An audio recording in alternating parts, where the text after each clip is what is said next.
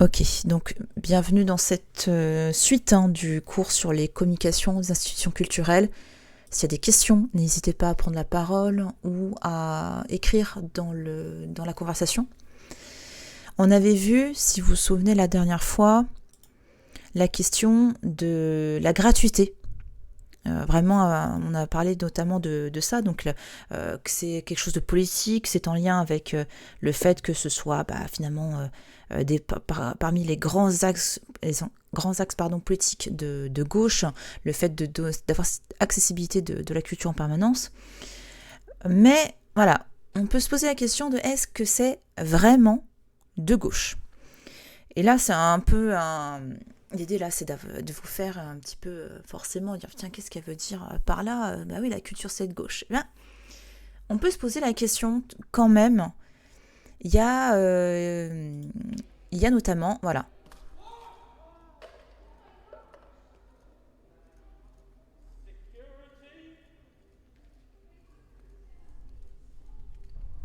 Donc, je pense que ça vous parle. Cet événement qui a eu lieu je coupe le son, donc ces militantes écologistes qui ont jeté de la soupe, donc tomato soup Campbell, sur les tournesols de Van Gogh, donc les tournesols étant protégés par une vitre, donc forcément ça a été très très vite nettoyé. Mais ce cas a été passionnant parce que il a été viral, il a été très bien orchestré, c'était vraiment pour le coup, d'un point de vue communication et action politique, elle a été menée de manière efficace. Donc le message, en gros, derrière, c'était l'art est plus important que les vies, en fait. Est-ce que c'est ça le message qu'on veut transmettre? Une planète qui est ravagée, qui est détruite, on se casse la tête à protéger des œuvres d'art, mais voilà, qu'est-ce qui a le plus de valeur, l'art ou la vie? Est-ce que l'art est plus important que la justice, que la nourriture? On est plus concerné par la conservation d'un tableau que finalement les gens et la planète sur laquelle nous vivons. Donc ça, c'était globalement le message de ces personnes qui ont du coup visé une icône artistique importante. D'ailleurs, elles ont également utilisé de la Campbell Soup, qui n'est pas anodin, qui fait référence à Andy Warhol. Donc on a tout un tas de systèmes, de valeurs qui sont mis là en jeu, qui s'affrontent sur cet acte. Et ce qui m'a intéressé, moi, ce sont les différentes réactions qui ont eu lieu sur les réseaux sociaux. D'ailleurs, pour tout vous dire, j'ai été la première à me dire « Non, au secours, le Van Gogh, non, non, non, non, non ». Mais ça, c'est normal, parce que je suis historienne de l'art, donc forcément, les œuvres me préoccupent. Par contre, par la suite, je me suis dit « Qu'est-ce qui se passe, en fait ? Pourquoi ? Qu'est-ce qu'elles ont voulu dire ?» Parce que je me suis dit « Bon, ok, calmons-nous. » Donc, première réaction, une sorte de résistance par rapport au message.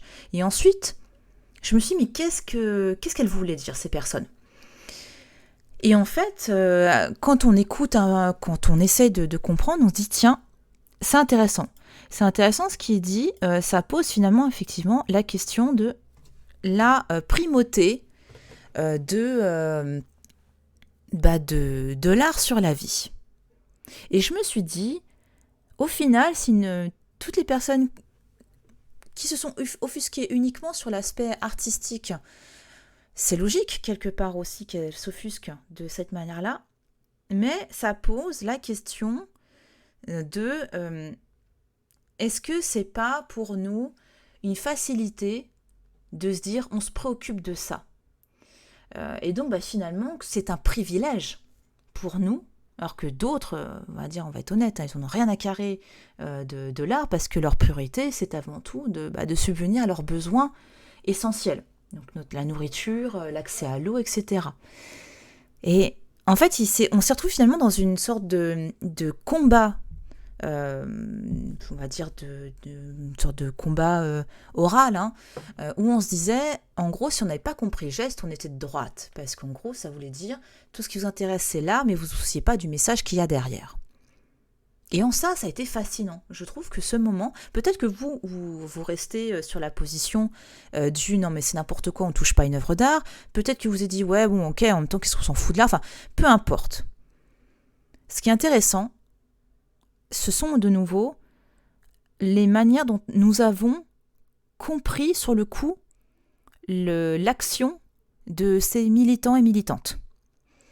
De se dire qu'effectivement, ils se posent la question d'un message universel sur l'accessibilité à l'art, alors que le fameux This is fine, en gros tout le monde, tout crame, mais nous on reste focus sur ça.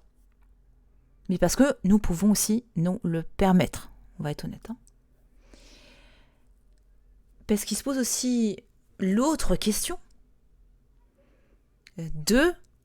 et là on va rentrer dans un concept finalement qui est propre à une société qui pourtant devrait tout avoir, c'est-à-dire qu'on est sur une problématique d'ultra-accessibilité à la culture. C'est-à-dire que jusque-là, nous avions une culture pour les élites, et nous sommes en train de casser un petit peu ces frontières et de dire attendez, là depuis quelques années, depuis quelques décennies, la culture populaire est vraiment, elle pèse de plus en plus de poids sur la scène médiatique. Donc elle a toujours existé cette culture populaire, mais là elle commence à être tellement importante qu'elle est parfois plus écoutée que la culture classique et par extension élitiste. Parce qu'on se pose cette question-là. Et même culture pour les élites, j'irais même plus loin. On a aussi donc la culture classique avec les œuvres gréco-romaines.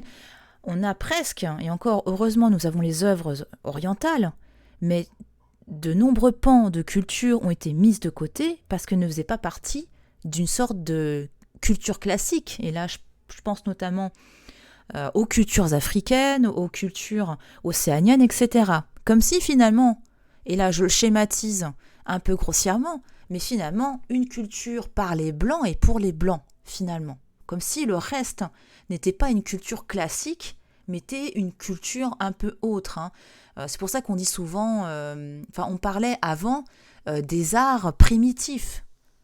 Et ça comprenait justement les arts d'Afrique, les arts d'Océanie. C'est une sorte de bagage historique que nous avons. On essaye de s'en débarrasser, mais ça persiste.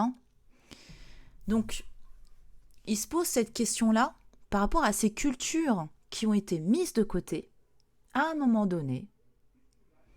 Mais par la force des choses, par cette ultra-accessibilité, c'est une culture qui de plus en plus, du coup, qui porte sa voix, grâce notamment au web, aux réseaux sociaux. Donc on peut se poser la question, est-ce qu'on est dans une culture populaire versus une culture classique ou culture avec un grand C, comme certains aiment bien le dire, voilà. Et il se pose la question de qu'est-ce qui va devenir, comment ça va se passer par la suite. Et pour resituer rapidement,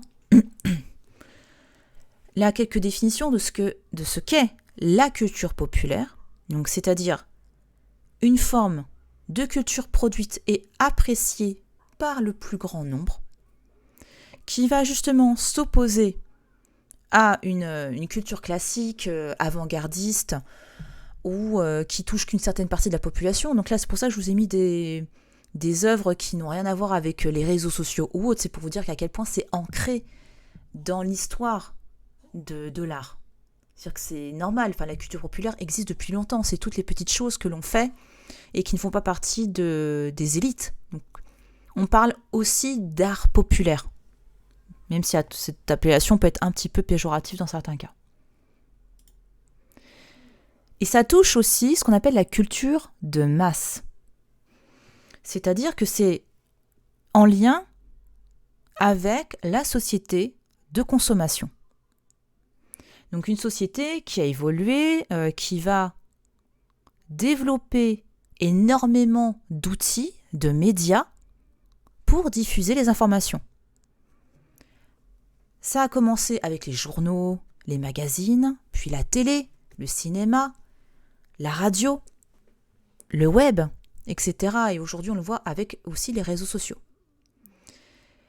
Donc, ce sont des éléments que l'on va consommer, parce qu'il y a cette notion de culture de masse, donc par un très très grand nombre, et qui va parfois dépasser les frontières. Alors que la culture populaire va parfois être sur du local, si on peut dire ça comme ça. En gros, sur quelque chose qui va se passer en Espagne ne va pas forcément être reproduit en France. Alors que avec la culture de masse, on va avoir des phénomènes qui vont dépasser les frontières parce que ça fait vraiment partie d'une acceptation de la masse comme étant une culture universelle. Par exemple, voilà, quelque chose qui est finalement de la culture populaire, le Père Noël, qui n'est pas forcément utilisé dans toutes les cultures.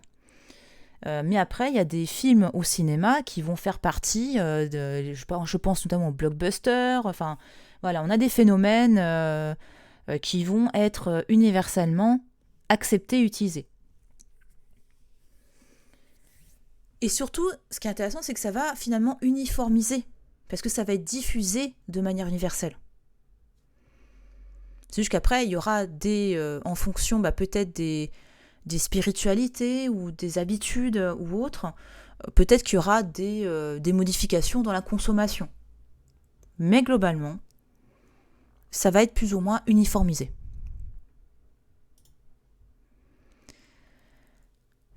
Et les représentations de la culture, de l'art, donc on retrouve ces 4 visions. Le sacré, le patrimonial, le loisir et l'étrange. Ça, c'est ce que j'avais déjà évoqué la dernière fois sur la question de la gratuité. Comment on se représentait la culture. C'était pour une sorte de remind, pour vous souvenir. Quand je prends le cas de la France, déjà, nous avons, même s'il y a une sorte d'uniformisation de la culture globalement, il y a quand même des phénomènes locaux qui sont majoritairement représentés par Paris versus la France. Globalement, il y a Paris et il y a le reste de la France. Concrètement, la culture, c'est ça en France. Il y a différents biais de compréhension, de lecture, et il ne faut jamais oublier que quand on est à Paris, la culture parisienne est très particulière par rapport à la culture bordelaise, la culture lilloise, etc. En gros, il y a le point de vue parisien versus le reste, même si ça devient du coup un trait d'humour. Parce qu'il y a également cette notion de territoire, d'enjeu de politique publique. C'est-à-dire qu'on va avoir des acteurs de la vie politique, et Paris est assez importante à ce niveau-là. On va avoir vraiment cette aura parisienne qui va dominer. Mais pour autant, et ça les chiffres c'est assez intéressant, c'est de se dire qu'on a l'impression que c'est Paris qui fait le monde de la culture, mais il faut se dire aussi qu'il y a 1/3 de la population française qui réside dans les communes peu denses. Donc c'est pas grand-chose en vrai. Donc se dire que c'est potentiellement énormément de personnes qui sont en quête de culture et qui vont avoir besoin de ça. Mais on est du point de vue du Parisien. Il y a une question. Est-ce que Auguste, vous avez une question ? Non, c'est parce que ma caméra s'est activée, du coup je voulais savoir si mon micro aussi s'était activé. Non, c'est bon, pas de souci, il n'y a pas de mal.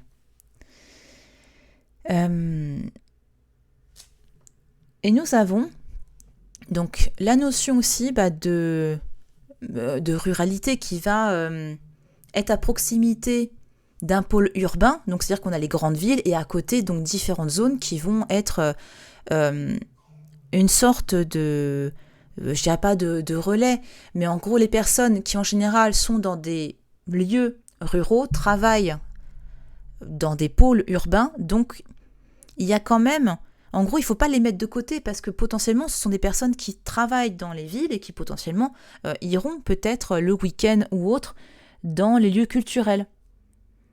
Donc pour schématiser et pour faire vraiment une grosse caricature, mais en gros, il ne faut pas penser que le monde parisien donc, est unique et que le reste, ce ne sont pas des paysans. Vous voyez, c'est qu'en gros, ce sont des personnes qui travaillent dans des villes, pas forcément Paris, parce que fort heureusement, le monde ne tourne pas autour de Paris, et des personnes qui vivent dans des petits villages ou autres à côté, mais qui se déplacent très ponctuellement dans les villes. Donc ne jamais rejeter l'aspect culturel et donc la com dans ces lieux-là. C'est pour cela, par ailleurs, que je crois que c'est le ministère de la Culture qui a mis ça en place. Oui, si, c'est sûr. Le projet Atlas est un atlas culturel des territoires. Vous pouvez le consulter, il est en ligne, et ça permet de savoir qui consomme quoi d'un point de vue culturel. Et c'est intéressant parce que quand on regarde rien que la carte là-haut à droite, on voit donc dépenses culturelles des régions.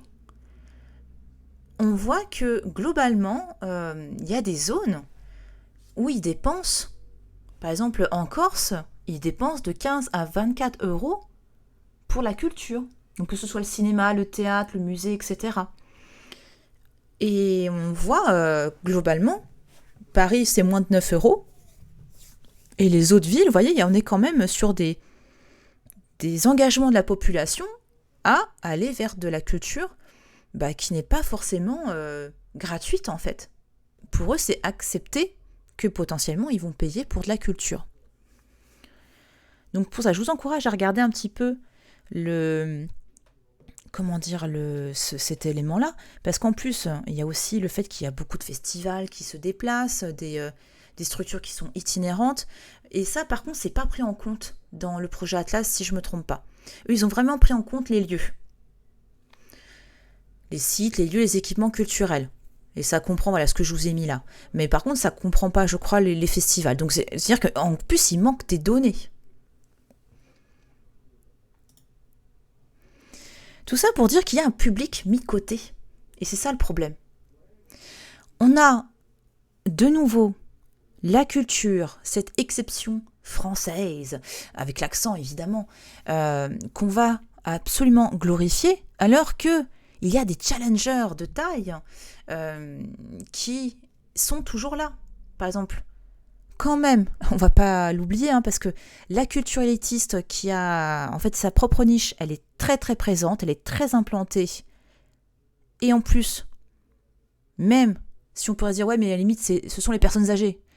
Oui et non, parce que ce sont des personnes qui transmettent en général ce goût de la culture à leurs enfants, qui transmettent à leurs enfants vraiment une sorte de transmission de la culture chez les élites qui est assez importante. Donc il ne faut jamais le sous-estimer. Et de la même manière, on a cette culture populaire qui cartonne. Donc vraiment cette exception française, maintenant elle a deux socles. Elle a l'élite et le populaire. L'exception française, maintenant, est cette sorte de double pilier. C'est vraiment... c'est cette culture-là qui va, en plus, être à disposition des publics empêchés, de nouveau, parce qu'on a, de nouveau, la culture élitiste qui a sa niche.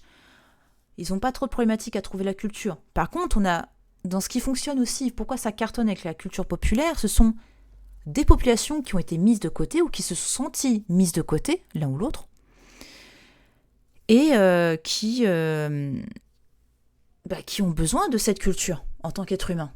Même si on a des besoins vitaux à assouvir, on a besoin aussi d'art, de culture dans nos vies. et les publics empêchés, les migrants également. D'ailleurs, on a eu beaucoup de projets autour des migrants sur comment leur donner justement une culture, on va dire, qui permettrait l'adaptation dans leur nouveau cadre de vie. Parce qu'on s'est rendu compte dans ces études-là que sans des programmes d'adaptation, ils vont pas forcément aller eux-mêmes dans les musées. En fait, ils sont pas opposés à aller au musée, voir la Joconde ou autre. C'est juste qu'en fait, d'eux-mêmes, ils iront peut-être pas. Parce qu'on leur a pas forcément donné les clés de cette exception française. Voilà, je peux dire ça comme ça. Donc en gros, les publics mis de côté ont été très très touchés par cette culture populaire qui cartonne. Parce qu'elle a cette vocation universaliste qui englobe vraiment toutes les problématiques. Avec des redéfinitions. Tout ce qu'on a vu depuis le début. Donc là, notamment, ce qui est de plus en plus marquant, c'est la culture versus le loisir. Le fait que un dispositif culturel qui n'a pas à minima une notion d'entertainment, on va dire que c'est assez compliqué pour elle. En gros, il faut motiver les foules. Parce que la problématique, c'est comment faire venir le jeune public, comment fidéliser les familles, les seniors, enfin comment faire venir les gens. Mais si ce qu'on propose est considéré comme chiant, on ne reviendra pas. Donc, il faut intégrer ce loisir. D'où l'émergence des musées selfie, où on va avoir des... Enfin, c'est pas que ça, mais en gros, c'est des musées, des dispositifs qui permettent justement de vivre la culture en s'amusant. Par contre, jusqu'à quel point ? Donc ça, voilà, on est dans des cadres où on sait très bien que à gauche, en gros là, c'est 2 expositions, en gros c'est 2 salles, 2 ambiances. À gauche, on sait très bien que nous aurons une exposition scientifique très peut-être poussée pour un public qui a une certaine appétence pour ces thématiques, japonisme, en plus japonisme bouddhique, c'est pas n'importe quel bouddhisme. Madame Butterfly, donc hop, ça fait référence à Pierre Loti, enfin vraiment on est dans un univers particulier, donc des références spécifiques. À droite, l'exposition Blockbuster, et qui évidemment a cartonné. C'est le trésor du pharaon, enfin vous voyez, en plus on voit les titres. C'est de nouveau 2 salles, 2 ambiances, donc entre Toutankhamon, trésor du pharaon, 150 objets originaux. Vous voyez, on a vraiment... Là, ils ont misé sur un teasing incroyable. Et puis même les mots-clés. C'est waouh. Enfin, il y a même une dernière tournée mondiale, comme si c'était une star du rock, quoi, Toutankhamon. Alors qu'à gauche, on est sur quelque chose de plus scientifique. Ça sent, en fait. Ça se sent dans le... Mais pourtant, ça ne veut pas dire que les textes étaient pas scientifiques du tout dans Toutankhamon.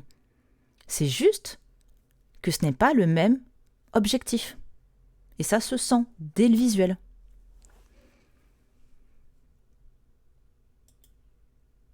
Ah voilà, donc une salle, 2 ambiances. Pareil, quand on avait eu l'exposition, ça c'était Eros, c'était X l'enfer. En gros, la BNF avait fait une exposition où ils avaient sorti tous les ouvrages catégorisés X par rapport à la notion, évidemment, de sexualisation, de choses complètement interdites en fonction des époques, mais je peux vous garantir que c'était la ruée. Et c'était il y a plus de 10 ans, cette expo. Mais en tout cas, elle avait cartonné. En fait, ça m'avait marqué parce que je me suis dit, tiens, on est en train de faire un tournant intéressant, là. On est en train d'aller sur des expositions un peu blockbuster qui sont censées plaire à beaucoup de gens. Et là, bon, évidemment, le sexe fait vendre, on va pas se mentir. Ça a attiré énormément de gens. En plus, il y avait une excuse. Il y avait une excuse qui disait « Ah tiens, on va aller voir du sexe sans culpabiliser, tiens. » Voilà. Alors que concrètement, c'était ça. Mais c'était très intéressant ce que ça voulait dire. Également, et là, c'est encore plus fort par rapport au projet que vous avez donc avec la licence Infocom à l'organisation du colloque à la Cité des Sciences. Mais en plus, nous avons des endroits où on peut faire de la co-création collective, comme les Fab Labs, les Living Labs. Enfin, ça se propage et ça, c'est une excellente chose. On a des lieux d'écriture, de co-création qui permettent à toutes et tous de s'approprier cette culture. Et en ce sens, il y a une dimension sociale nouvelle. L'idée, c'est pas de dire que ces nouveaux savoirs, en gros, tout le monde peut être scientifique. C'est pas du tout ça qui est dit. C'est juste que ça pose la question de nouveaux types de savoirs. Qu'on n'est plus uniquement dans le savoir élitiste, on n'est pas dans le savoir scientifique, on est dans un autre type de savoir. Mais c'est pas dire qu'il est nul ce savoir, au contraire. Donc là, c'est une vidéo en fait qui permet de voir, bon, j'ai pris un exemple du Quai des Savoies, qui est en fait un Fab Lab où les gens expérimentent, ils découvrent des choses. Et de nombreux dispositifs culturels, muséals, scientifiques, permettent de faire des choses, donc à la fois artistiques ou scientifiques, technologiques. De se dire, allez, il faut manipuler, il faut faire des choses. Donc que les gens deviennent acteurs de leur culture. Et faire des expériences, évidemment, aussi scientifiques. Voilà, donc évidemment, c'était un exemple. Je vous conseille d'en découvrir d'autres. À côté de ça, d'autres sujets intéressent les gens. Donc, potentiellement, d'autres types de lieux. Avec le grand succès des musées d'entreprise. Ça a été entre le musée Ricard, là, le musée Haribo, enfin, on a pas mal de musées d'entreprises qui permettent aux gens de montrer comment les choses sont fabriquées, mais aussi quelque part de valoriser le travail des gens dans ces structures.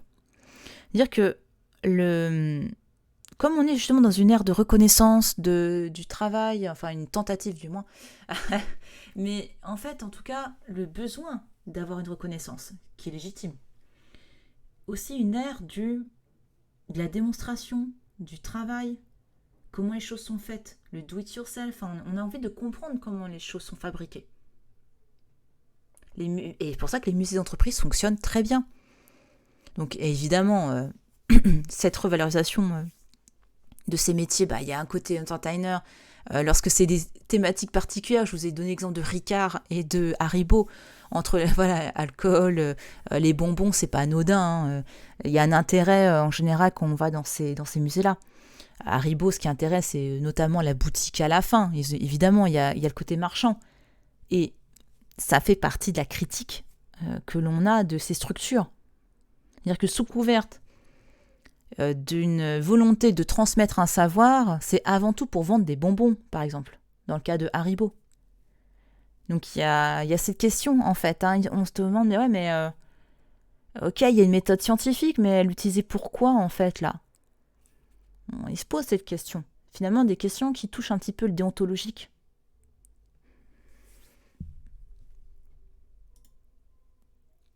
Et donc, oui, parce que, il y a le côté... Ces musées d'entreprise, c'est très français, enfin, c'est pas que français, mais c'est sûr que ça s'est énormément développé en France. Il y a de nouveau, l'exception culturelle française qui est là dès qu'on veut de la culture, on va à un musée, par exemple, enfin, c'est très ancré. Et il y a un phénomène qui est très présent depuis quelque temps, qui a été... qui a été conceptualisé sous le terme de Disneylandisation. Donc, Disneyland, voilà. Une transformation de la culture avec un aspect Disneyland, avec une théâtralisation des lieux touristiques. Et là, c'est pour rien si je vous ai mis c'est Puy du Fou. Non, c'est Astérix, ça. Je sais plus. Je sais même plus si c'est... je crois que c'est Astérix.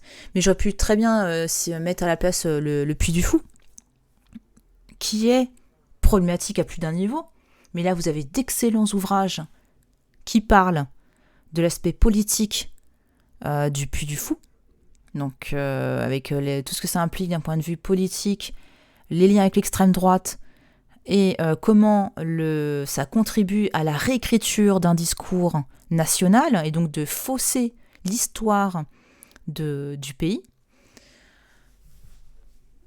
Mais plus globalement, sans les effets trop négatifs de ça, cette espèce de Disneylandisation participe à le besoin d'entertainment des gens, parce que effectivement, on est humain, nous évoluons, enfin les êtres humains que nous étions il y a 10 ans ne sont plus les mêmes. Donc on a besoin de vivre autrement la culture. Les lieux culturels vont pratiquer à foison le name dropping, donc le fait vraiment d'utiliser un nom connu pour faire venir. Par exemple, une expo sur Claude Monet sera beaucoup plus visitée qu'une expo sur un artiste pas connu. C'est comme ça. Rien que là, en ce moment, le musée d'Orsay, ils font beaucoup de name dropping. On a clairement lancé en Van Gogh. C'est pas pour rien. Même s'ils ont d'excellentes œuvres de base de Van Gogh, mais ils auraient fait une exposition sur un artiste, par exemple Alexandre Cabanel, qui est beaucoup moins connu, ça aurait moins marché. Alors que là, c'est Vincent Van Gogh. Et ça a permis aussi de repenser finalement la culture. On disait plutôt une culture pour les élites. Oui, mais au final, c'est bien parce que ça force à se questionner en permanence quand on fait de la médiation culturelle ou de la communication. Même la conservation, on se dit mais comment on peut rendre accessible la culture parce que ça évolue et c'est normal. Donc on peut se poser la question, est-ce que les blockbusters, c'est la clé du succès ? En partie oui, on va pas se mentir. Je garde l'exemple de Van Gogh. Là, en ce moment, vous avez une exposition au muséum d'Amsterdam, le muséum sur Vincent Van Gogh, qui consacre une partie des œuvres phares de Van Gogh qui vont être, on va dire, recréées par des artistes ayant travaillé sur les Pokémon, enfin sur notamment les cartes, mais pas que, mais en gros cette sorte de cross Pokémon Van Gogh. Donc forcément, on commence à être un petit peu c'est un peu borderline avec certains risques, donc notamment la question de l'appropriation culturelle. Donc, bon, pour le cas Pokémon, il n'y a pas, mais par exemple, on est plutôt dans le cas où une culture phare, quand je dis phare, c'est la perception qu'on lui donne et qu'elle a pu prendre parce qu'elle avait beaucoup plus de pouvoir, va utiliser des éléments d'une culture considérée comme moins importante dans le monde parce qu'elle est beaucoup moins imposée sur la scène. Et là, on est sur de l'appropriation culturelle. Qu'est-ce que je peux vous donner comme exemple ? C'était un bad buzz, d'ailleurs. C'était un bad buzz. Bon, c'est pas exactement de la culture, mais c'est pour que vous compreniez la chose. C'est par exemple, à un moment donné, Chanel qui avait commercialisé, si je me trompe pas, oui, c'était Chanel, un boomerang. Et forcément, le boomerang, la référence aux aborigènes d'Australie, ça avait fait un bad buzz parce qu'on était clairement dans l'appropriation culturelle. Donc c'était ce genre de choses qui étaient mises en avant. Donc il est là, le risque. L'appropriation culturelle. Le problème aussi scientifique, éthique, environnementaux. Là, je reprends l'exemple du Puy du Fou, avec toutes les erreurs historiques que ça implique. En fait, on peut être dans la vulgarisation, mais à partir du moment où on commence à réécrire l'histoire, ça devient problématique. Et je parle du Puy du Fou, mais il y a aussi il y a eu des films autour de ça. Enfin, pas que du Puy du Fou. Il y a eu des... si, je crois que c'était un film autour peut-être des Templiers, je sais plus. Enfin bon, peu importe, mais en tout cas, certains films sont problématiques parce qu'ils posent la question de la réécriture de l'histoire. Même si on est sous couvert du « oui, c'est pour le cinéma », oui, ok, mais attention quand même, parce que certains vont dire que c'est la vérité. Il a le problème. Autre aussi problème, c'est la gestion des foules. Parce que là, le musée d'Orsay, par exemple, fait un succès grâce à Van Gogh, mais on a certains musées qui ont eu des gros problèmes de gestion des foules à cause de leur succès. C'est-à-dire qu'il y a beaucoup trop de monde. Donc, trop de monde égale déception du public. Et ça, pour la com, c'est très mauvais. Et pour la structure culturelle, c'est très mauvais aussi. Aussi, de la même manière, on a toujours l'injonction à cette sorte de toujours poster. Eh bien, l'idée, c'est de faire toujours plus. Toujours plus fort, toujours plus original, toujours plus festif. En fait, en gros, c'est l'appel à. Et ça peut être problématique parce que c'est des coûts. Et c'est aussi jouer avec peut-être des concepts qu'on ne veut pas justement aborder, comme les problèmes scientifiques ou éthiques.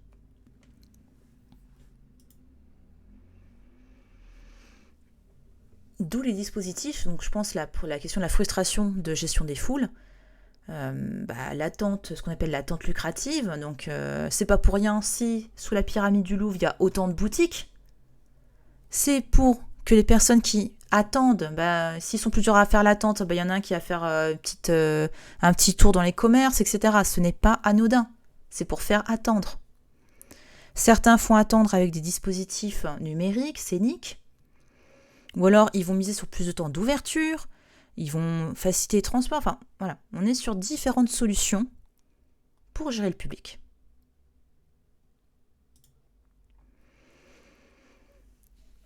On a aussi la notion des icônes, qui sont très liées à la notion de redéfinition de la culture, notamment la culture populaire.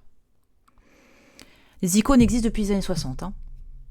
Par contre, elles vont être de plus en plus assimilées par le public en tant qu'objet universel. C'est-à-dire qu'ils vont vraiment incarner une culture complète sous toutes ses formes. Par exemple, là, Rihanna, avec ce lien avec Nefertiti. Évidemment, une femme noire qui se prend pour Nefertiti, et vous imaginez bien que ça a bien fait gueuler aussi les racistes. Ça a été vraiment... c'était très révélateur de cette problématique-là aussi. De voir justement qui a le droit de toucher à ce patrimoine. Et on voit qu'il y a encore des problèmes. On voit qu'il y a encore des gens mis de côté. Des gens mis de côté, et donc qui vont se dire, qui vont trouver leur réponse d'un point de vue culturel. Et c'est pour ça que ça a été un véritable succès. Ça remonte à quelques années déjà, mais quand Jay-Z et Beyoncé ont fait leur clip au musée du Louvre, le Louvre ne s'attendait pas à un tel succès en vrai. Surtout que ça aurait augmenté la fréquentation du jeune public venant notamment de villes défavorisées. Ça aurait vraiment donné envie à ces personnes qui se sentent exclues de la culture à venir au musée. Et c'est pour ça que le Louvre a même fait une visite guidée. Donc ils ont créé une visite guidée autour de ça par la suite pour la proposer au public, parce qu'ils ont vu en fait, donc on va dire qu'on a un cycle de visites consacré aux œuvres montrées dans le clip Ape Shit. Ce qui est quand même hallucinant de dire qu'un phénomène créé par deux icônes de la culture pop ont transformé une visite guidée. Enfin, ils ont créé une visite guidée. Ce qui est en ce sens incroyable.